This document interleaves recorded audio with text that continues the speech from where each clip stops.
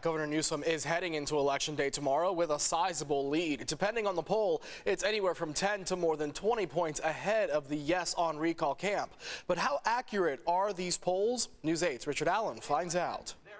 Well, that's right. With more than 13 million ballots still not cast, the big questions remain: how many voters will turn out tomorrow and how will they vote? The latest poll showed the no on recall camp with a clear lead. This one out of Stanford University showing 57% saying no to the recall versus 43% voting yes.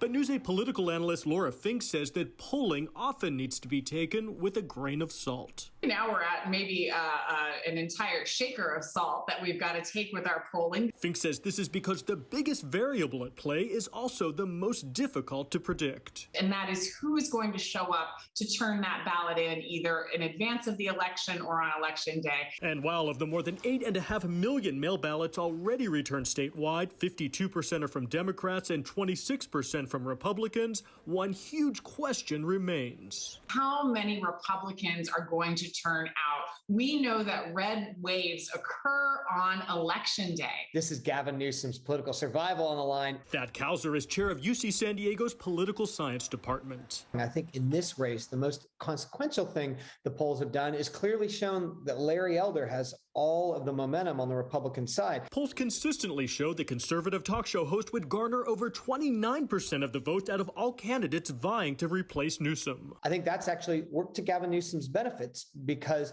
many Democrats who weren't that enthusiastic about Gavin Newsom are really worried about a Republican governor, and especially someone who would take the state in a very different direction on things like COVID. Another unknown: how many Latino voters will, by the end of the election, cast a ballot? Traditionally Democratic-leaning, Latinx Californians have so far voted in low numbers, despite recent pushes like a National City Monday to encourage Hispanic voters to participate in this off-season election. So I think one of the questions will be either, did Latinos turn out in this race? And if not, is there something that the Democratic Party, that Gavin Newsom needs to do to respond to the concerns of a vital segment of our population? And a new study out of UC Berkeley estimates that mail-in ballots will account for approximately half of the overall electorate.